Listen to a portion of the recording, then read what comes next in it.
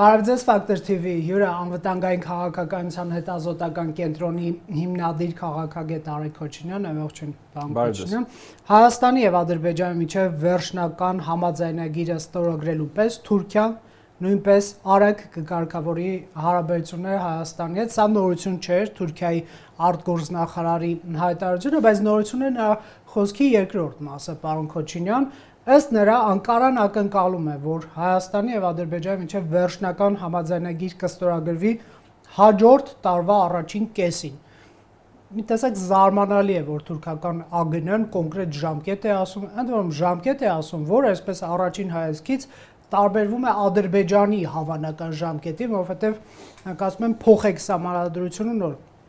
Բոլորը հասկանում են, որ մինչև առաջին կես շատ բարդ կլինի պատկերացնել փոխել։ Ինչ է կատարում անհնար կլինի։ Անհնար, այո։ Ինչ է կատարում, սա ինչ նորություն։ Իրականում ինքը շատ ամորֆ հայտարարություն է այդ առումով եւ իրան տարբեր կերպ է կարելի անցնել։ Այստեղ լավ կլիներ մի քիչ ավելի շատ թե մեր կողմից լիներ ուրեմն հայտարարություններ, թե Տեսեք, օրինակ ինչքան վատա, որ մենք մինչև այսօր այդպես ինչ որ աշխատանքային կապեր հայաստանյան փորձագիտական կենտրոնի եւ թուրքական փորձագիտական կենտրոնների միջև չեն ձևավորվում, որովհետեւ իրականում այստեղ խոսալու բաներ կան, էլի հակառակ կողմի հետ։ Երկու տեսակ կարելի է սա անցնել։ Մեկը պայմանական, ասենք, լավ մեսեջինգ կամ լավ տարբերակ, հետեւյալն է, որ եթե մինչև 26 թվականի առաջին կեսը հայ-ադրբեջանական կարգավորում տեղի չի ունենում, ինչպես որ դա ակնկալում է Թուրքիան, ապա Թուրքիան այդ պայից սկսած այլևս ազատ է գնալու միակողմանիորեն կարգավորումների, այսինքն սա մի տարբերակ է, ժամանակ է տալիս Ադրբեջանի։ Այո, սա մի տարբերակն է, որ սա կարելի է անցնել։ Երկրորդ տարբերակը, որ սա կարելի է անցնել, որ վատ մեսեջինգ, եթե որպես սա ընդունենք, որ ուրեմն Թուրքիան ակնկալում է, որ Հայաստանի Իսլամադրությունը կփոխի Ադրբեջանի բոլոր պահանջները կկատարի մինչև 26 թվականի առաջին կեսը, ու ասենց ասած ժամկետ է դնում այս առումով Հայաստանի վրա։ Եվ վերջապես երրորդ տարբերակը, որ դա իմիջիայլոց երբեք մի բացառեք, որտեղ մեծ պետություններին դա շատ հատուկ բան է, որ այդքան չեն խորացել, այստեղ ինչ է կատարվում, ինչ իրական ժամկետներ կան, ոնց որ այնտեղ Ադրբեջանի պահանջը ինչին է վերաբերում, դա տեխնիկապես անգամ եթե Հայաստանը պատկասենք, որ համաձայնվի, թեպետ չեմ տեսնում, որ համաձայնվի, դրան դա երբ կարա կատարել, այսինքն դա ավելի ընդհանրական ինչ որ գնահատական։ Հիմա այս 3 տարբերակն էլ, ես ձեզ ասեմ, տեսականորեն հնարավոր են։ Եվ նորից եմ կրկնում, այստեղ իհարկե խնդիրը նաև կայանում այն չափ մեզանում, որ մենք այս անցնող տարիների ընթացքում դեռևս բավականաչափ արդյունավետ կապեր նաև այդ թվում նաև թուրքական փորձագիտական շրջանակներ չենք ստեղծել, որպես օրինակ երկխոսությունների, քննարկումների ճանապարհով փորձենք հասկանանք, թե հիմա ինչ նկատի ունեն հարևանները։ Իսկ հնարավոր է Թուրքիան, այսպես ասենք, զատվի Ադրբեջանից նշելով, որ մինչև դա ժամանակ ենք տալիս ստորագրել այդ դուք ըստ էության իմ ասած առաջին տարբերակն եք, էլի ասում։ Եվ Ադրբեջանից կտրվի այն իմաստով, որ չպայմանավորի Հայաստանի սահմանադրությամբ։ Դուք ըստ էության իմ ասած առաջին տարբերակն եք ասում, բայց այդտեղ շատ զգուշ է պետք լինել հենց տերմինոլոգիայի մեջ էլ, որտեղ ես մի տեսակ բացառում եմ հնարավորությունը, որ Թուրքիան այսպես կտակ զատվի, չգիտեմ, ամբողջությամբ ինքնուրույն վարի իր քաղաքականությունը, եկեք ֆիքսենք, որ հանրապես մինչև այս պահ մենք ականատես ենք եղել, որ Թուրքիան մոտավորապես 100%-ով էր իր քաղաքականությունը Հարավային Կովկասում համաձայնեցնում Ադրբեջանի հետ։ Նույնիսկ կարող ենք ասել, որ Թուրքիան արտապատվիրակում էր իր արտաքին քաղաքականությունը Ադրբեջանը էր որոշում ինչպիսին այդ քաղաքականությունը, եւ նայելով թե ինչպիսին է Ադրբեջանի ազդեցությունը Անկարայի վրա, մասնավոր Էրդողանի ադմինիստրացիայի վրա, հազիվ թե ես կպատկերացնեմ, որ այնտեղ հնարավոր է ինչ-որ այսպես զատում, տեսականորեն այնտեղ հնարավոր է sense տարբերակ, որ Թուրքիան որոշեն, որ հանուն Ադրբեջանի են իրանք դրան գնում, որ դա Ադրբեջանի համար էլ ավելի լավ կլինի եւ փորձեն դա այսպես ասած հրամցնել Ադրբեջանին եւ եթե Ադրբեջանի շատ սուր չլինի դրան ռեակցիան, շատ այսպես կոշտ արձագանք չլինի, գնան այդ ուղղությամբ, բայց նույնիսկ եմ ուզում կրկնել, որ խոսել են մասին, թե Թուրքիան կարող է կամ կանի երբևիցե Հարավային Կովկասում կիմպլեմենտացնի քաղաքականություն, որը որ անջատ է Ադրբեջան, նրանից ինչ որ ուզում են տեսնել Ադրբեջանում, դա աբսուրդ է։ Հայ-թուրքական կարգավորման բանալին մինչև այս պահ շարունակում է մնալ Բաքվում։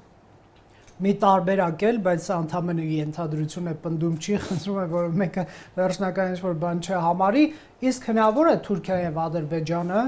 այսպես ասենք, նախապես արդեն որոշել են մինչև Հայաստանի խորհրդանական ընտրությունները կնքել պայմանագիր, սա, այսպես ասենք, բոլորի խաղաքարտերը խառնող տարբերակ է, բայց այստեղ էլ իմաստ կարող է լինել։ Դա պայմանագրի կնքումը Փաշինյանին մեծ Եթե չասենք հաղթաթուղթ կլինի ընտրություններում, նա ոչ թե կասի նախ ստորագրված, այլ ստորագրած թուղթ ունեմ եւ մի քանի օգուտներ, հա, Թուրքիան, եթե Փաշինյանը հաղթում է, էլի, ասենց թեորիայի մեջ, էլի, միայն այդ դեպքում կունենա երաշխավորված կապ Ադրբեջանի մյուսների հետ, Ադրբեջանը այդ դեպքում Հայաստանով կունենա ճանապարհ դեպի Նախիջևան, ընդդիմությունը ասում է մենք հրաժարվելու ենք դրանից, ել չասենք, որ Ամերիկան միայն այդ դեպքում կունենա թրիփ, այսպես։ Դե եթե ձեր լոգիկան շարունակենք, ապա ընդդիմությունն էլ մեծագույն օգուտ կտա Փաշինյանին, եթե շարունակի ասել, որ իրանք այդ ամեն ինչից հրաժարվելու են, այդ ձեր ասածը ուղղակի ստացվում է, որ բոլորը խաղում են նույն խաղը, որտեղ մոտավորապես Ադրբեջանը, Թուրքիան, Ամերիկայի Միացյալ Նահանգները, Հայաստանի իշխանությունը, Հայաստանի ընդդիմությունը բոլորով խաղում են նույն խաղը։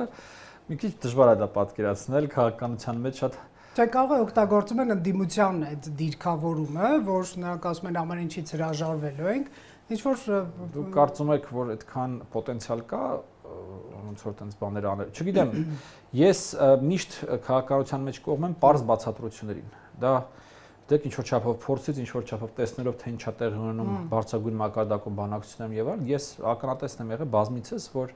հնարավոր ամենապարզ բացատրությունը որպես կանոն ամենաճիշտ բացատրությունը։ Մարդկանց միշտ թվում է, թե այս աշխարհի իշխանավորները ինչ որ հիպերինտելեկտուալներ են, որոնք որ 1000 քայլ առաջ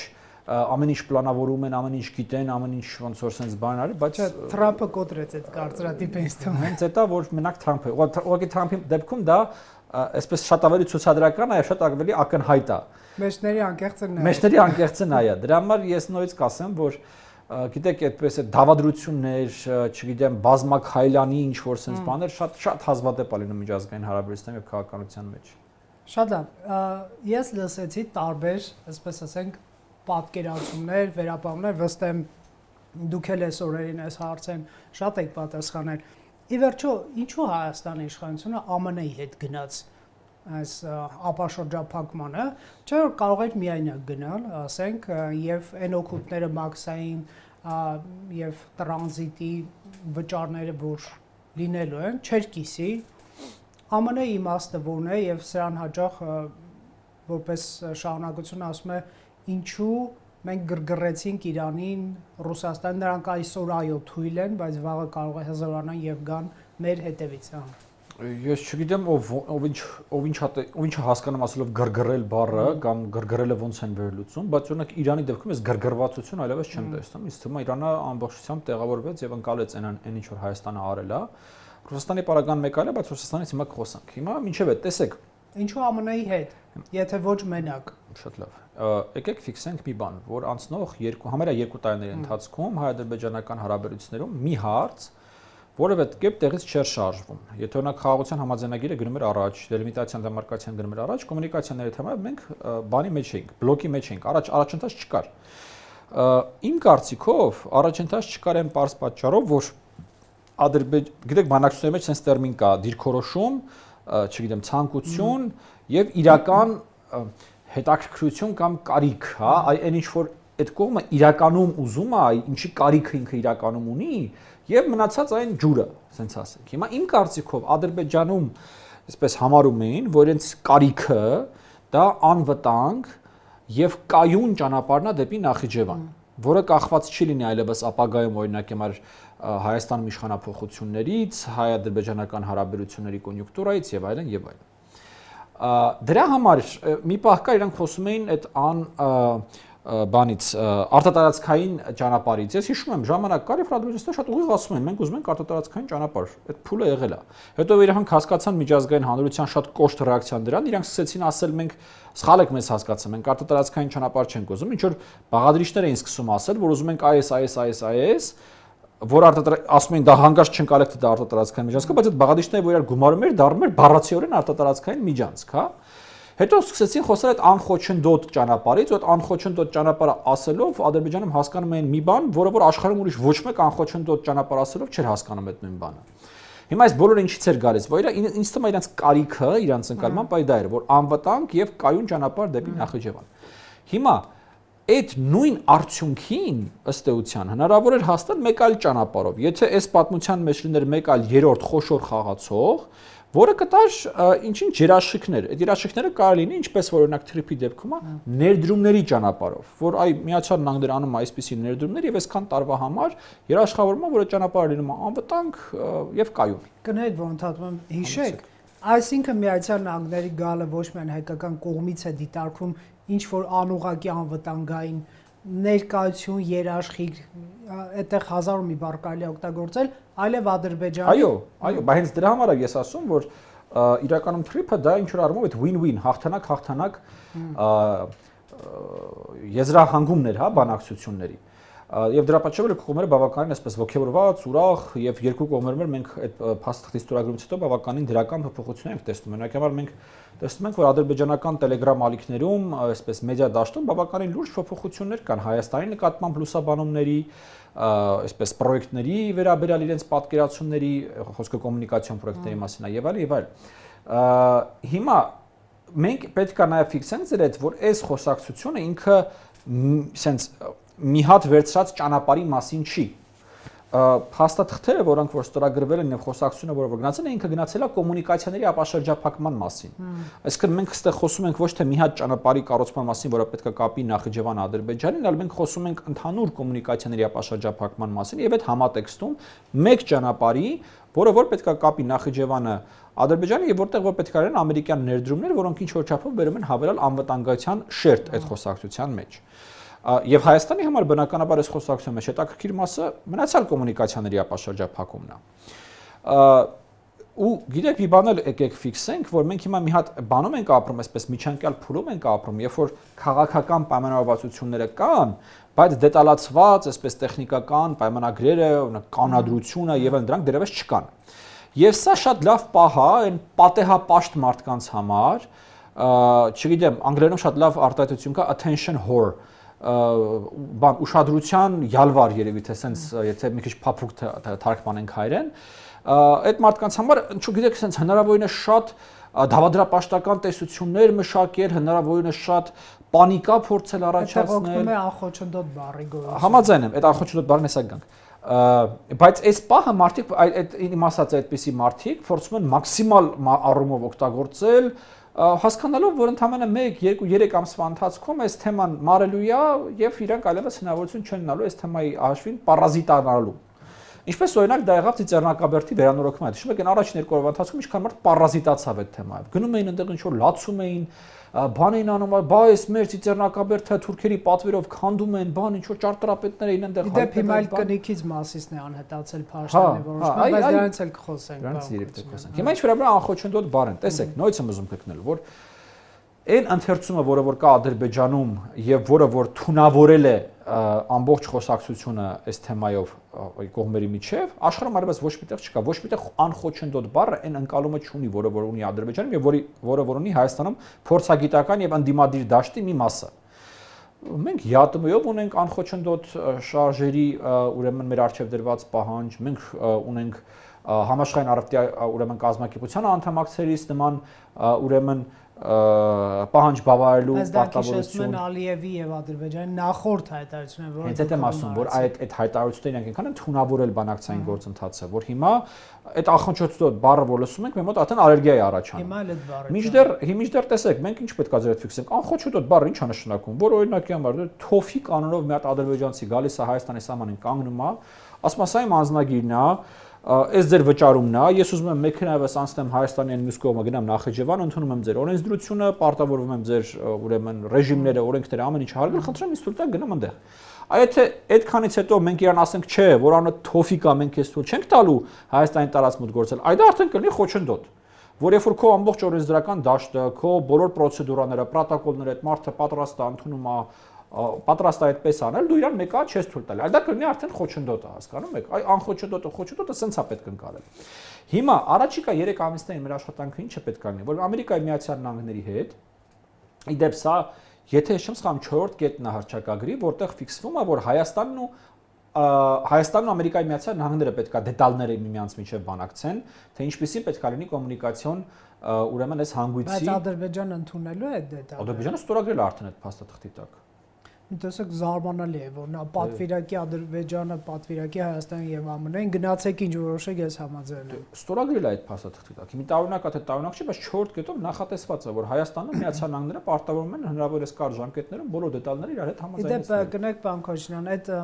հուշագիրը, որի մեջ էլ միջանցք բառն են փնտրում, բայց չգտան, որովհետեւ չկար։ Ինչի մասն է, որ Միացյալ Նահանգները աջակցելու են նաեւ Հայաստանի մաքսային, սահմանային, անվտանգային կարողությունների բարձրացումը։ Հայ ամերիկյանն եմ ասում։ Դա ենթադրում է, որ ամեն դեպքում Հայաստանի մաքսային անվտանգային սահմանային այլ ծառայությունները լինելու են գործի մեջ ապաշրջափակման ժամանակ եւ նրանց կարողությունների զարգացման խնդիրը ԱՄՆ լուծում։ Ես ասեմ նույնիսկ ավելին, անգամ հենց երակողմ փաստաթղթով ֆիքսվում է ըստ էության, որ երբ որ մենք նշում ենք այնտեղ, որ Հայաստանի ինքնիշխանության, տարածքային ամբողջականության, սահմանների անկախտերության, փոխադարձության, հավասարության սկզբունքները այդ ամեն ինչը պետք է լինի, դա արդեն է նշանակում, այնտեղ պետք է լինի Հայաստանի մաքսային եւ անձնագրային վերահսկողություն։ Ավելին, երբ որ այդ անխոչնդոտ բառը գրած է, դրած է ստորակետ ու գրած է նաեւ, որ Հայաստանն է պետք է ստանա փոխադարձ առավելություններ ներպետական ու միջպետական ուրեմն բանի մեջ, արտաշրջանառության մեջ, այդտեղ ընդհանրապես վերջակետ է դրվում, որտեղ եթե հանգած Ադրբեջանը սկսի խոսալ նրա մասին, որ այնտեղ պետքա չլինի անձնագրային կամ մաքսային վերահսկողություն, ուրեմն չպետք է լինի անձնագրային մաքսային վերահսկողություն նաև Հայաստանի համար։ Հասկանու՞մ եք։ Ես ի սկզբանե Վաշտյան գործընթացի մասին, երբ որ առաջին անգամ խոսեցի, ես հենց այդ նշեցի, 4-րդ կետը նշեցի, որ ինձ համար ամենակարևոր արձանագրումը իրականում է 4-րդ կետն է, որտեղ նշված է, որ Հայաստանն ու Միացյալ Նահանգներն են այս փաստաթուղթը միմյանց միջև բանակ,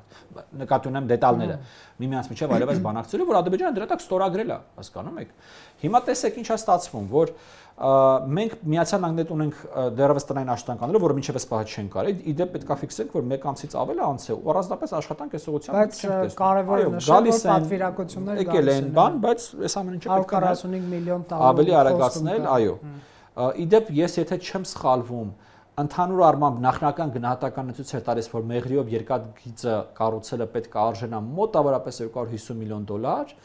ու դա պետք է տևի 2.5-ից 3 տարի մոտավորապես։ Հիմա թե այդ գումարից 145 միլիոնը արդեն կա, դա ահագին մեծ ձեռքբերում է իհարկե այդ առումով։ Բայց իմ բանը էլ էստեղ միջազգային ֆիքսենք, քանի շինարարության մասին ենք խոսում։ Մեր տարածքում շինարարությունը սկսվելու է մենակ այն ժամանակ, երբ որ ադրբեջանական կողմը իր շինարարությունը բերի հասցնի մեր սահմանին։ Չեն կարող մինչև դա սկսել։ Չէ, տեսեք ինչն է խնդիրը։ Իրականում մինչև այդ ինչ-որ նախապատրաստական աշխատանքներ կարան կանենք, այնտեղ թունելների ամրացում եւ այլն, բայց ռելսադիրը, ռուսերեն ասած ռելսաուկլադչիկ, հա, ռելսադիրը ինքը աշխատում է ռելսերից։ Այսինքն որպեսզի դու ռելս կառուցես, այդ ռելսադիրը պետք է ռելսով կառուցելով ինքը առաջ է գալիս։ Հիմա Մեղրի հատվածը աշխարհագրորեն այնպեսին է,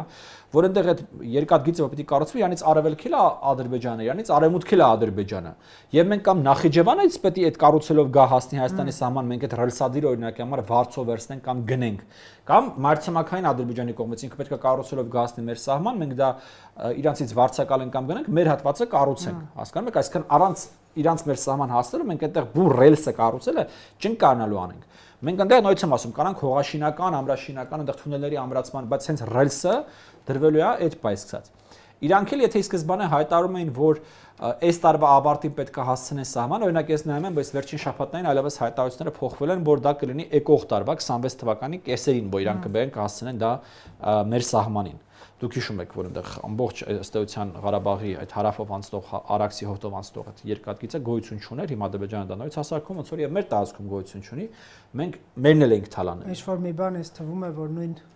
ձեռքերն է եղել։ Դե շատ հնարավոր է, որտեղ դե մեր տարածքում շատ հստակ է թե դա ով է թալանել եւ երբ է թալանել, էլի, մենք գիտենք ձեր թե դա ոնց է տեղի ունեցել։ Ամեն դեպքում մի տեսակ մարդկանց հավատը չի գալիս, որ Ռուսաստանի Դաշնությունը այսպես կողքից նայելու է, թե ինչպես է բարգավաճում թրիփը հայ-ադրբեջանական կոնֆլիկտը մնում է հետևում եւ ինչ որ խաղաղություն է հաստատվում, սրանք էլ իրար չեն սպանում, չեն կանչում իրեն։ Մի տեսակ կարևոր երկու բան բացեցիք, թեմա բացեցիք, մեկը անվստահություն, մեկը Ռուսաստան, որոնք շատ հաճախ իրար հետ շատ ուղիղ կապ ունեն։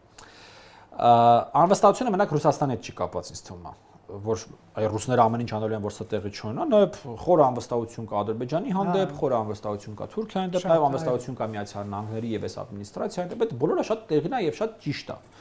Ես էլ ունեմ այդ բոլոր անվստահությունները։ Եվ դες ասեմ ավելին, տարօրինակ կլներ, եթե դա չներ, որտեղ երբ որ երկու կողմերը գտնվել են կոնֆլիկտի մեջ 30 տարի շարունակ, ամենաբնական բանն է երևի թե աշխարհերեսին, որ երկու կողմերը ունենան իրար նկատմամբ մաքսիմալ անվստահություն։ Բայց ոնց որ այդ անվստահությունը ինքը լուծումը չի, հասկանում եք, ինքը խնդիրն է։ Եկեք այդ մի հատ մենք բոլորս մենք մեր մեջ դրա շուրջ պայմանավորվածության կանք, էլի, որ անվստահությունը ինքը լուծումը չի, ինքը խնդիրն է։ Եվ ուրեմն չի կարելի անverջ խոսալ այդ անվստահության, դրա արդարացվածության եւ այլն։ Մենք պետք է այդ անվստահությունը ունենանք։ Մենք այդ անվստահության համար մենք մեզ պետք է ապահովագրող ինչ-որ միջոցներ ձեռք բերենք եւ տվյալ դեպքում առաջի հերթին խոսքը բնականաբար զինված ուժերի կարողությունների ամրապնդման մասին է, մեր ինքնապաշտպանական կարողությունների ամրապնդման մասին է, որ մեր վրա հարձակվելը մեր հետ կռվելը թանկ լինի, բայց դրան զուգահեռ գերի մնալ այդ անվստահությանը եւ որևէ քայլ առաջ չանել նույնպես absurd է։ Հիմա ինչ վերաբերում է Ռուսաստանին, տեսեք, Ռուսաստանը վերջին 3 տարիների ընթացքում մի քաղաքականություն էր վարում, որը որ այսօրվացիայում սկսել է փոխվել, նո մի քանի ամիս է ինչ փոխվում է։ Երկու բան կար, որ Հայաստանի նկատմամբ ճիպոտի մեթոդ, Ադրբեջանի նկատմամբ կարկանդակի մեթոդ, այս մի բաղադրիչներ այդ քաղաքականության, եւ երկրորդ բաղադրիչ այդ քաղաքականության մաքսիմալիստական մոտեցումներ, որ ամեն ինչը պետք է լինի մեր միջոցով, մեր ձեռքի տակ, սաղ կոմունիկացիաները մենք պետք է վերահսկենք եւ այլն։ Այս երկու բաղադրիչ ուներ ըստ էության Ռուսաստանի քաղաքականությունը վերջին նու երևի թե 21-ի երկրորդ կեսից սկսած այս էր քաղաքականությունը։ Հիմա վերջի մի քանի ամիսների ընթացքում մենք ինչ ենք տեսնում։ Մենք տեսնում ենք, որ դերերով ենք փոխվել։ Հիմա կարծես մեր նկատմամբ կարկանդակ, Ադրբեջանի նկատմամբ մտրակ, այնտեղ այդ իրանց սփյուռքի ձերբակալություններ, սպանություններ, լարումներ, ինքնաթիռ եւ այլն, հա։ Ուկրաինայում սոկարի ենթակառուցվածքին հարվածել առաջի անգամ 3 տարվա պատերազմի ընթացքում, ինչը նույնպես հստակ քաղաքական էլի բանա մեսիջը։ Եվ երկրորդ բաղադրիչը, որ փոխվել այն կարծիքով, դա այդ մաքսիմալիզմն է փոխվել։ Ես ինչպես ասեմ, եթե նախկինում մենք տեսնում ենք, որ ռուս պաշտոնյաները գալիս են Հայաստան եւ ըստ էության ուզում են ամեն ինչ, ապա օրինակ վերջերս երբ որ Հայաստան եկավ Ռուսաստանի փոխվարչապետը Օվերչուկը, ես օրինակ նկատեցի, որ Օվերչուկի այսպես կեցվածք հաղորդագրությունները, հայտարարությունները էականորեն տարբերվում էին վերջերս Լավրովի Հայաստանում կեցվածքից, հայտարարություններից եւ այլն։ Իմ ընկալմամբ հիմա ռուսները ուզում են որևէ կերպ մասնակցել այս ապաշրջափակման գործընթացներին։ Ինչ որ դերակատարություն ունենան։ Ոչ FSB-ի տեսքով։ Պարտադիր չի Մեղրիում, պարտադիր չի FSB-ով, որևէ դերակատարություն ունենան։ Ինչը իմ կարծիքով Հայաստանի համար հեչված տարբերակ չի, մենք չպետք է այս պարագայում սրողը լինենք այս հարցի։ Ռիսկերի կառավարման տրամաբանության Ավելին ձեզ ասեմ, ինչ որ պրոյեկտներ իրանց առաջարկելու տրամաբանության մեջ։ Ուզում եք մասնակցեք, այս ինչ պրոյեկտներ դուք արեք։ Հիմա կարան իրանք Ադրբեջանի եւ Թուրքիայի հետ պայմանավորվեն, ներդրումները բերեն, տեխնոլոգիաները բերեն, այդ ամեն ինչը գլուխ բերեն, թող անեն։ Ես մեծ կասկածներ ունեմ ամեն դեպքում, որ դա իրաց մոտ կստացի, բայց այդ դեպքում չի կստացի, որ դա իրանք չեն կարողացել, ոչ թե մենք ենք ասել չէ, հասկանում եք։ Սա երկրորդը եւ երրորդը, ինչի այս ամեն ինչ օրինակ տեղի ունենում։ Ինձ թվում է, որ ռուսների համար, նույն սա ակնհայտ փաստ է, որ ռուսների համար թիվ 1 ճակատը եւ ամենակարևոր ուղղությունը դա Ուկրաինան է եւ մնացած ամեն ինչը օժանդակ է սրան, ճիշտ է։ Ռուսները ունեն high hopes, մեծ հույսեր ունեն, որ Ուկրաինայում իրանք հնարավոր է, որ դեռևս որևէ համաձայնության գան Թրամփի հետ։ Ինչ որ գործարքի գնան Թրամփի հետ, հա, օրինակ եվրոպացիները կարծես շատ ավելի կոշտ դիրքորոշում են ցույց տալիս, քան Թրամփի ադմինիստրացիան։ Եվ այս առումով, օրինակ Հարավային Կովկասում դեմ չգնալ Թրամփի նախաձեռնություններին, մանավանդ որ նախաձեռնությունը դիմատել իր անունն է կրում, դրա դիմաց չգրգռել իրեն հիմնական ճակատում, սա շատ տրամաբանական, ես նույնիսկ ասեմ ինչ-որ չափով ավանդական ռուսական քաղաքականություն է։ Հայոց պատմության ծանոթ մարդիկ պետք է հիշեն, որ Կովկասյան ճակատում բոլոր ձեռքբերումները զիջվում էին Բալկաններում իրենց ձեռքբերումները ապահովելու, ամրագրելու համար։ Հիմա նույն բանը ստեղա այս ճակատում իրենք կարան գնան զիջումների, արևմտյան ճակատում, տվյալ դեպքում Ուկրաինայում, իրենց դիրքերը ամրացնելու համար։ Իսկ այդ զիջումները Ռուսաստանի արդյոք նոր կոտորածով չի ավարտվի։ Թող ինձներեն ոչ սուր էմոցիաների սիրահարները, այսպեսի սուր հարցադրել։ Բայց հասկացաք, չէ՞, ինչու է։ Ընդհանրապես, բայց ես այսպեսի բան ասեմ։ Որովհետև երբ որ մենք մնում ենք թուրքերի հետ միայնակ եւ ադրբեջանցիների, ինչ որ մեկը տուժում է եւ այդ ինչ որ մեկը մենք ենք լինում։ Բայց մենք նաեւ տուժում ենք, երբ որ մենք մենակ չենք մնում թուրքերի եւ ադրբեջանցիների հետ։ Ես ասեմ ավելի, մի հատ ֆիքսենք։ Ռուս-թուրքական պայմանավորվածությունների արդյունքում թիվ 1 զոհը մենք ենք։ Ռուս-թուրքական պատերազմների արդյունքում թիվ 1 զոհը մենք ենք։ Ռուսներից տեղ դուրս գալու արդյունքում ըստ թիվ 1 զոհը մենք ենք, ռուսներից տեղ վերադառնալու արդյունքում թիվ 1 զոհը մենք ենք։ Հիմա ստացվում է, որ բոլոր ուրեմն բաներով, դրվածքներով, հա, թիվ 1 զոհը մենք ենք։ Նշանակում է, չէ՞, մենք սխալ ենք անում, չէ՞, հարգելի Ռոբերտ, եթե բոլոր դրվածքներով թիվ 1 զոհը մենք ենք։ կար, փաստորեն։ Ճշմարտություն կա, ես ձեր հետ համաձայն եմ, բայց ուզում եմ մենք ձեր հետ ֆիքսենք, որ նենց չի ռուսների գնալուց ենք մենք մենակ զոհ։ Ռուսները որ Թուրքիայի հետ պայմանավորվում են, թիվ 1 զոհը մենք ենք, մենք Կարսը տենց ենք կորցրել, Արարատը մենք տենց ենք կորցրել, ռուս-թուրքական պայմանավորվածությամբ, ոչ թե ռուս-թուրքական պատերազմով։ Ռուս-թուրքական պատերազմով մենք կորցրել ենք մնացած մասը Արևմտյան Հայաստանը։ Ռուսների այստեղ գնալու միջոցով մենք կորցրել ենք մնացածը, ռուսների այստեղ վերադառնալու պատճառով մենք կորցրել ենք Նախիջևանն ու Ղարաբաղը։ Այսինքն բոլոր սցենարներով կապված Ռուսաստանի հետ մենք ինչ-որ բան կորցնում ենք։ Ու նույնիսկ եմ ուզում գտնել, միգուցե մենք ենք ինչ-որ մեթոդաբանական սխալ անում, որ այս բոլոր սցենարները ասում են Ռուսաստանը միայն կզսպի Թուրքիային, վերջերս էր ասում։ Միայն Ինքան տարի արդեն մենք այս թեմայով խոսում ենք, ես անընդհատ նույն բաներն եմ ասում, թույլ տվեք ես այլևս չմեկնաբանեմ էլի մի մարդու հայտարարություններ, որի ճիշտ տեղը իմ կարծիքով բանտախուցն է։ Ինչն էր սխալը։ Ասում եք կարող է ինչ-որ մի բան սխալ է։ Բոլոր պարագաներում այն համառ պատկերացումը, որ բոլոր հարցերը լուծվելու են եւ լուծվում են ռուսների միջոցով, որ հնարավոր չէ Ադրբեջանի հետ ինչ որ բանի գալ, կոմպրոմիսի գալ, որ հնարավոր չէ Թուրքիայի հետ լեզու գտնել, որ ի վերջո ամեն ինչ ներերնից ոնց որ ուզում են ռուսները։ Միշտ Ադրբեջանը ցույց է տալիս, որ ամեն ինչ լիմանից ոնց որ առնվազն իր տարածքում, ամեն ինչ լիմանից ոնց որ ինքն է ուզում։ Ռուսներին ճամփելը, հա, Արցախը վերցնելը, այսինքն այս առումներով օրինակ շատ հաճախ ես տեսնում եմ, որ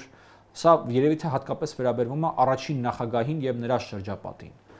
որ մարդիկ ժամանակի եւ իրականության զգացողությունը կորցրել են, որ իրենք Ռուսաստանին վերաբերվում են այնպես, ինչպեսին էր, որ Ռուսաստանը 20-30 տարի առաջ, կամ նույնիսկ 10 տարի առաջ, կամ նույնիսկ 7 տարի առաջ, բայց Ռուսաստանը Հարավային Կովկասում այլևս այն նույն պետությունը չէ, որը ինքը էր 7 տարի առաջ, հասկանում եք, Ռուսաստանը պետությունը, որին Ադրբեջանը ուղարկել է գրողի ծոցը Հարավային Կովկասից, առնվազն նույնիսկ եմ ասում Ղարաբաղից։ Մեղմ ասացել, ասենք, եւ Հայաստանը միջանց չի տվել, եւ Հայաստանը կարողացել է միջանց չտա ռուսական ԱԴՑ-ին, ասեմ, Ռուսաստանը այլևս այդ պետությունն է։ Եվ պետք է լինել այդ իրականությունից։ Դրան զուգահեռ Թուրքիան այն պետությունն է, որը որ պատերազմով Հարավային Կովկասում կարողացել է հարց լուծի։ Ընդ որում լուծինից ոնց որ ինքն է ուզել։ Եւ գնալ Աղդամում տեղակայվել։ Սրանք իրականություններ են, որոնք կարան մեզ ահավոր դուր չգան եւ շատ տրամաբանական է, որ մեզ ահավոր դուր չեն գալիս։ Բայց այս իրականությունների հետ չառերեսվելը, այ դա է ողբերգության բանը, նախերգանքը, երբ որ քո շուրջ ինչ որ իրադարձություններ են տեղի ունենում, որոնք քեզ այնքան տհաճ են, որ դու չես ուզում այդ իրականությունների հետ առերեսվել։ Այ դա է, այդտեղա որ կարա քո այդ ողբերգություն, այ դա է հիմքը ողբերգության, ոչ թե որ ռուսները մեզ գցում են վերջում։ Այլ որ մենք կուրորեն չենք ուզում տեսնենք, թե ինչ իրադարձություններ են զարգանում։ Իսկ նրանք գայթակղության արդյոք չեն տրվի եւ 26-ի ընտրություններին, այսպես ասենք, չեն փորձի կրկնել սցենարներ, որ փորձել են, փորձում են եւ կփորձեն Մոլդովայում, Ուկրաինայում։ Ռուսները նկատում են։ Այսինքն, բայց այդտեղ դա հարց չի, դա դուք կարեք որպես պնդում անեք, որ նրանք անելու են դա, այսինքն դեռ գայթակղության, մայթակղության հարց չկա ռուսները։ Եթե պնդում անեն, ինչու է ձեզ հրավիրել։ Այն որ ռուսները ամեն կերպ փորձելու են ազդել Հայաստանում 26 թվականի ընտրությունների ներողություն 1000 անգամ գործընթացի վրա, դա ակնհայտ է, դա մենակ մեր տրամաբանության մեջ չի երևում, դա երևում էր Վրաստանում, դա երևում էր Մոլդովայում, դա երևում էր Ռումինիայում եւ մի շարք այլ տեղեր։ Բայց ինչ հիմքով, այսինքն ինչ ոդկի տեղ կա, գիտեք, հիմա մենք կարող ենք գնալ Վրաստան։ Հիմա ԱԱԾ-ի բանտում նստած է։ Ուրիշ Բոլչի, մի հատ միլիարդատեր եկա Բոլչի, Վրաստանում այդ մարդիկ այդպես իշխանություն վերցրեցին։ Բիձինա Իվանիշվիլով իրանք իշխանություն վերցրեցին ըստ էության Ռուսաստանում։ Ձեզ թվում է մի հատ միլիարդատերը քիչ է, ահագին բան է դա։ Ընդ որում եկեք ֆիքսենք առաջին միլիարդատերը տապալվեց, երկրորդ միլիարդատերը չբերեցին։ Տեսեք, Թուրքիայի ուղղությամբ վերջերս եկավ պատվիրակությունը, հայտնի է, որ ինչի մասն է խոսել, այսպես հայտնի է, որ այն ինչ որ Պարոյանը ուզեցել է, որ մեզ հայտնի լինի, եւ պարոն Քլեչը երկաթուղի սահման տեխնիկական աշխատանք, այսինքն մեծ նորություն չկար, եթե անկեղծ ասեմ։ Մեծ նորությունը ըստ էության էր, թե ինքը ոնց եկավ։ Որտեղ ես հիշում եմ, որ համարը 2 տարի այդ հանդիպումները ինչի տեղի չէին ունենում, որտեղ թուրքական կողմը պնդում էր, որ հանդիպումները այլևս շարունակվեն երկրների մայրաքաղաքներում, հայկական կողմը պնդում էր, որ հարց չկա երկրների մայրաքաղաքներում, բայց այն սահմանը անցնում ենք, ոնց որ պայմանավորվել ենք, որ դիվանագետների համար սահմանը պետք է աշխատի։ Հիմա Քլեչը եկավ, անցավ սահմանը դիվանագիտական իր անձնագրով, եւ դա փաստացի առաջին դեպքն էր, որ այդ սահմանը սկսեց դիվանագիտական անձնագրով մարդու համար աշխատել։ Հետաքրքիր է մեր սահմանապանները նստոգել են թե ոչ։ Ինձ թվում է դա շատ բնական է եւ չի կարող այլ կերպ լինի ըստիս։ Մարդը Հայաստանի Հանրապետության պետական սահմանանցը չի կարող այնտեղ տենց այդ պրոցեդուրան տենց չաշխատի։ Այս առումով սա է շատ կարեւոր եւ մնացած մասով օրինակ խոսակցությունը գնում է որ սահմանը պետքա բացվի եւ այդ սահմանի բացման համար հիմա տեխնիկական աշխատանքները պետք է իրականացվեն, սա փոքր, բայց նորից քայլ առաջ է, որովհետեւ գիտեք կարային հայտարարեն, որ օրինակ պայմանավորել որ հաջորդ հանդիպումը տեղի է ունենալու։ Եվ այդպես։ Եվ այդպես։ Շատ լավ, հիմա ինչպես հասկացանք կառավարության որոշմամբ մուտքի ելքի սահմանահատման կնիքի վրա այլևս չի լինի Արարատի պատկերը, սա այն դրվագներից մեկն է, որ ուղեկցում է եւ միգուցե հետագայում էլ ուղեկցի Հայաստան-Թուրքիա թեմատիկային եւ սա ընդդիմության հանրության մի շրջանի կողմից դիտարկվում է որպես զիջում, հերթական զիջումը տրված Թուրքիային եւ ադրբեջանցիներին սահմանադրության փոփոխության հարցնել այդ դրամաբանությամբ եւ մարդիկ սպասում են որ գերբի վրայից էլ Արարատը կհանվի, ինչպես հանվեց ՀՖՖ-ի գերբի վրայից 2008 թվականին, բայց նրանք հետ բերեցին ամեն դեպքում, երբ որ թուրքերը Հայաստանից գնացին, հետ բերեցին այդ գերբը, հա, ինչ է անում Հայաստանի իշխանությունը Թուրքիայի ուղղությամբ ձեր կարծիքով, արդյոք սա ուրացում չէ, այսպես։ Ես ձեր հարցին այսպես կպատասխանեմ, որ սիմվոլիկայի դաշտում արված զիջումները, եթե դրանց փոխարեն մենք ստանալու ենք գործնական առավելություններ եւ օրինակ սահմանի բացում հարաբերությունների կարգավորում, իմ համար հնարավոր ամենաէժան զիջումներն են, սենց ասեմ։ Ձեր արժանապատվությունը չի նսեմանում դրանից։ Կնիքի վրա Արարատի պատկերի փոխարեն Հայաստանի քարտեզի տեղավորվելուց չի նսեմանում։ Ես այստեղ շեշտեմ, որ խոսքը չի գնում Հայաստանի զինանշանի մասին, որտեղ դա ամեն դեպքում մի փոքր չէ, լավ էլ այլ մակարդակի տարբերություն է, բայց լրջով խոսալ, որ այ կնիքի վրա, որ Արարատը այլևս չկա մեր ազնիվ ցեղը պետք է կորչի զուր տեղը, ինձ թվում է մի քիչ բանի Կիկոսի մահի է արդեն նմանվում, էլի։ Ես նույնիսկ վստահ չեմ, որ մարդիկ նկատել էին, որ այդ կնիքի վրա Արարատի պատկեր կան մինչև այս ամբողջ աղմուկը։ Կամ եկեք մի հատ այսպեսի բան ձեր հետ արձանագրենք, նույնիսկ վստահ չեմ, որովհետև ցորես հարցով երբեք չենք զբաղվել, բայց արդյոք պետությունների կնիքների վրա ինչ որ ազգային սիմվոլիկա է ալնում, բացի պետության անվանումից եւ օրինակի համար քարտեզից։ Չգիտեմ, բանի վրացիքի դեպքում նա Կազբեկ սարն է իրանց մոտ պատկերված ելնում կամ չգիտեմ ֆրանսիացիքի դեպքում Էյֆելյան աշտարակն է պատկերված ելնում այդ կնիքի վրա։ Կնիքը ինքը իրավական բաղադրիչ է, այդտեղ առանձնապես սիմվոլիկայի բանը չկա։ Նույնիսկ եմ ուզում կրկնել, խոսքը հենց կնիքի մասին է, ոչ թե զինանշանի մասին։ Բայց սա ասելով հանդերձ մենք ձեր հետ պետք է ֆիքսենք։ Սա մի ընդհանուր մեծ թեմայի մաս է, հա, այդ ուրանալու։ Այո, ընդհանուր մեծ թեմայի մաս է, ուրանալու վախն է հայ իրականության մեջ։ Այնտեղ որում այդ ուրանալու վախն էլ ոնց է առաջացել։ Առաջացել է իմ կարծիքով այն պատճառով, որ մեզանում դիտավորությամբ շատ հաճախ հայրենասիրությունը իջեցվել հասցվել է թուրքատիացության մակարդակի։ Այսինքն մեզանում այդ հոմանիշ է դարել հայրենասիրությունն ու թուրքատիացությունը, որ չես կարա լինես հայրենասեր, եթե թուրքերին չես ատում, չես կարա թուրքերին ատես ու չլինես հայրենասեր։ Մոտավորապես նույն բանն են դրանք դարել։ Մինչդեռ հայկական քաղաքակրթությունը օրինակի տարբերություն ադրբեջանական մշակույթի ինքը հակաչի, ինքը ստեղծարար քաղաքակրթություն է։ Մենք այնքան բան ունենք ստեղծած եւ մենք այնքան բան շերտեր ունենք եւ մշակութային եւ քաղաքակրթական։ Եվ այլ ազգերից վերցված իդեպ, այսինքն շատ բնականորեն։ Այդ դրա մասին չեմ ուզում խոսալ, ուզում խոսել նրա մասին, որ մենք կարիք չունենք ինչ-որ մեկին ատելու կամ ինչ-որ մեկին հակառակ լինելու, չուծացվելու համար։ Մենք այնքան բան ունենք ստեղծած, որ մենք անձի ինչ-որ բան լինելու կարիք չունենք։ Շատ այլ ազգեր, որոնք չունեն այդ քաղաքակրթական պաշարը, բեռը, ունեցվածքը, իրանք որպեսի ինչ-որ ընդհանուր բան ունենան, պետք է մեկին ատեն։ Իրանք պետք է ունենան թշնամի, որպեսի հասարակություն իրանք լինեն, հասկանում եք։ Մենք դրա կարիքը չունենք, բարեկամներ, մենք պետք չի ինչ-որ մեկին ատել, ինչ-որ մեկի հակառակը լինել, ինչ-որ մեկի թշնամի լինել, որպեսի լինենք հասարակություն։ Մեր հասարակության հիմնասյուները մեր թշնամիները չեն։ Մեր հասարակության հիմնասյուները մեծրոք մաշտոցն է, մեր մշակույթն է, մեր գրականությունն է, մեր պատմագրությունն է, մեր երաժշտական արվեստն է, մեր կերպարվեստն է, մեր քանդակագործությունն է, մեր խոհանոցն է, մեր լեզուն է, հազարատ այլ բան, հասկանում եք։ Դրա համար մեր որ մարդիկ մտածում են թե այ ինչ որ օրինակ կնիքից ինչ որ բան համի մենք կուծացվենք, չգիտեմ, Ժողովուրդ ջան, այդ կնիքի վրի արարատը չի մեզ պահում, մեզ մեր այբուբենն է պահում, մեզ մեր մշակույթն է պահում եւ ամեն ինչից վեր մեզ պահում է Հայաստանի Հանրապետությունը, որի գոյության պարագայում է միայն որ հնարավոր է այդ մշակույթի զարգացումը եւ կայունությունը։ Հասկացեք, Սփյուռքը ժամանակավոր ֆենոմեն է, ժամանակավոր կառույց է։ Աշխարհի ամենալավ հայապահպանությամբ մենք Սփյուռքում զբաղվենք, առաջին սերունդը չէ, ոնց որ դա օրինակ լինում է Ռուսաստանում, 15-րդ սերունդը ոնց որ դա լինում է Եգիպտոսում, ուծացվելու է։ Հայը չի ուծացվելու միայն Հայաստանի Հանրապետությունում։ Եվ եթե մարդիկ ամեն ինչից վեր ուզում են տեսնել այ հայ ժողովրդի, հայկական մշակույթի, հայկական քաղաքակրթության հարատևությունը, ուրեմն պետք է տեսնեն Հայաստանի Հանրապետության հարատևությունը, որտեղ չի լինելու հայկական քաղաքակրթություն առանց Հայաստանի Հանրապետության։ Ինձ կարան ասեն, բա 600 տարի ո՞նց է եղել։ Է 600 տարի մենք մահամերձ քաղաքակրթության ենք եկել արդեն հասել։ Մի հատ դուք համատեք հայ ժողովրդի քաղաքակրթությունը Բաղդատոնյաց Հայաստանի ժամանակ եւ 10-րդ դարին ստեղծարար հզոր քաղաքներ ունեցող մշակույթից մենք դառել ենք մահամերձ քաղաքակրթություն, որը որ 5 պակասալվս վախճանվելուց։ Տարբեր կայսություններում հալածվող ժողովրդի։ Եվ ուրեմն եւ մանավանդ այսօրվա օրում, երբ որ այդ ուծացումը շատ ավելի արագ է տեղի ունենում,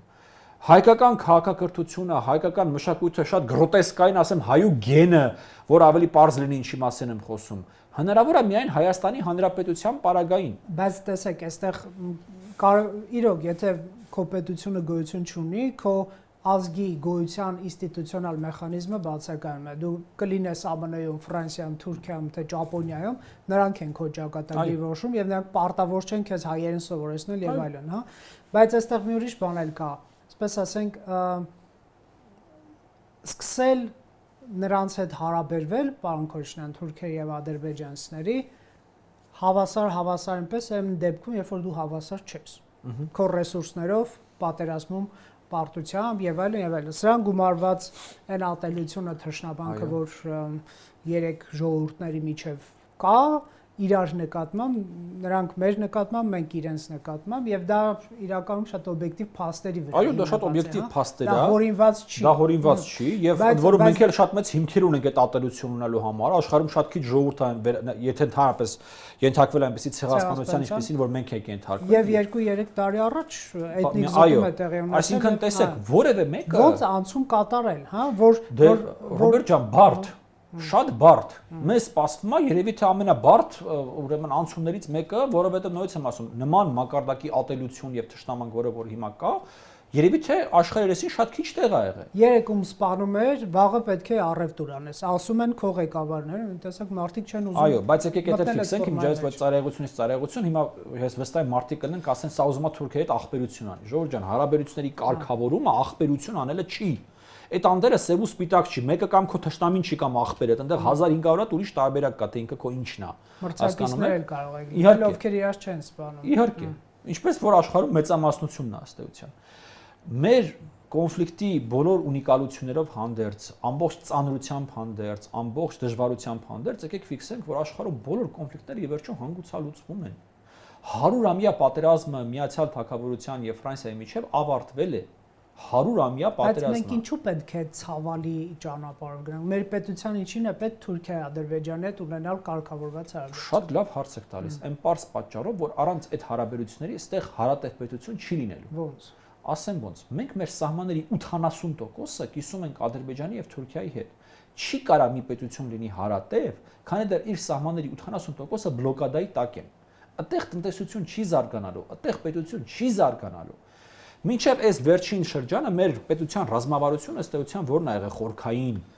որ կա մի հատ մեծ դաշնակից, պաշտպան կա մի հատ, որը որ պետք եղած բան գալու է մեզ փրկի։ Դրա դիմաց մենք այդ պաշտպանին, այդ մեծ դաշնակցին ինչ ուզի պետք է տանք։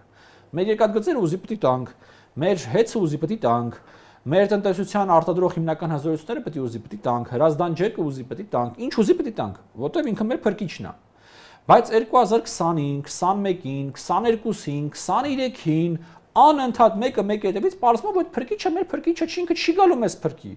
Ու 1000 կներեք այն ամենը ինչ որ մենք իրան տվել ենք Նիսիա, անիմաստ տեղն ենք տվել։ Որտեղ այդ պետությունը երբևէ չի պլանավորել մեզ որևէ կերպ փրկելու։ Եվ ուրեմն պարզվում է, որ մենք ինքնախապայությամբ ենք զբաղվել, որ մեզանից արևմուտք ու մեզանից արևելք պայմանական գայլերից պաշտպանող մենք չունենք։ Եվ պետքա լեզու գտնենք այդ երկուսի, եթե ուզում ենք ստեղ ունենանք նորից եմ կրկնում հարատև պետականություն։ Արժանապատվության ոտնարման հաշվին։ Ոչ, արժանապատվության իմիջիայից դա էլ է կեղծ նարատիվ։ Ստեղ արժանապատվության մասին չի խոսքը, ստեղ արդարության մասին է խոսքը։ Իսկ ստեղ ես մի բան ասեմ։ Վերջում սադրանքս լավ է ընթանում։ Պատմության մեջ շատ հազվադեպ է լինում, որ դու ստանաս երկուսն էլ, եւ խաղաղություն, եւ արդարություն։ Շատ հազվադեպ է լինում։ Որպես կանոն հասարակությունները ստիպված են լինում ընտրել խաղաղության եւ արդարության միջև։ Որպես կանոն։ Վերցրեք ուսումնասիրեք կոնֆլիկտների պատմությունը։ Բայց մարդիկ ասում են, որ հաղթող կլինենք, այդ ժամանակ կգնանք։ Բա հաղթող ենք, խի չգնացինք։ Որովհետեւ մտադիր են պահել այդ հաղթանակը, այսպես։ Դե տեսնում եք, որ սա արդեն մանկապարտեզ է։ Խենթանոց է սա արդեն։ Նորից եմ ուզում կրկնել։ Կեղծա թեզը, թե մենք ընտրում ենք հիմա արժանապատվության եւ խաղաղության միջև։ Մենք ընտրում ենք արդարության եւ խաղաղության միջև։ Այո, ինչ որ մեր հետ տեղի ունենում անարդար է։ Ես էլ ունեմ ոնց որ բոլորը արդարության զգացողություն եւ այդ արդարության ոտնահարվածության զգացողություն։ Միանշանակ ասա։ Բայց նույնից եմ ուզում կրկնել։ Մեզանից առաջ էլ շատ հասարակություններ իրենց ընկալմամբ, իրենց հետ տեղի ունեցած սարսափելի անարդարությունների անգամ դիմաց ընտրել են խաղաղությունը։ Հիմա մենք ունենք այդ հարցը, մենք ընտրելու ենք արդարությունը թե խաղաղությունը։ Ընդ որում, եկեք ֆիքսենք, որ այդ արդարությունը ընտրելու պարագային մենք օբյեկտիվ դաշտում եթե մնանք, որևէ տարբերակ այս բան Արցախը վերադարձնելու չունենք։ Չկա նման հնարավորություն։ Ով որ կասի, որ ինքը Արցախն է ուզում հետ բերի, սուտասանա։ Ով որ նման բան կասի, ընդհանրապես ուզում է հարգելի ժողովուրդ ձեր էմոցիաների վրա խաղալով ինչ որ բան ձեզանից թալանի, իշխանություն ձեզնից վերցնի, փող ձեզնից, ինչ որ բան ուզում է ձեզնից վերցնի, ձեր գրպանն է ուզում մտնի այդ մարդը։ Ով որ ձեզ կասի, որ ինքը Ղարաբաղը հետ բերում, ինքը ձեր գրպանն է ուզում մտնի։ Կամ ուրիշ տեղը։ 26-ի նախընտրական փուլում հերթ են կանգնելու Արցախը բերելու համար Հայաստան։ Այ ով որ կասի, որ ինքը Արցախը հետ է բերում, ինքը կամ ջեփկիր է, կամ ուրիշ բան է ուզում ձեզնից։ Դե չեմ ուզում վերադառնանք այդ նոյեմբերին ով հետ կբերենք պատմությանը։ Դե այնտեղ մարդիկ այն բան տավուշում այդ 4 Կիրանցով էին հետ բերում Ղարաբաղը։ Կամ մարդիկ ասում են տավուշը տվին։ Հիշում եք չէ մարդիկ ասում են տավուշը տվին։ Մարդիկ չէ պետականոտ կառույցներ։ Հա, հետո տվել են տավուշը։ Ես ոչ եմ անում մարդկանց գնալ Կիրանց գյուղ։ Տեսնել այնտեղ ինչա կատարվում։ Շնորհակալ եմ զրույցի համար։ Factor TV-ում հյուրընկալել էինք Արայք Քոչինյանին։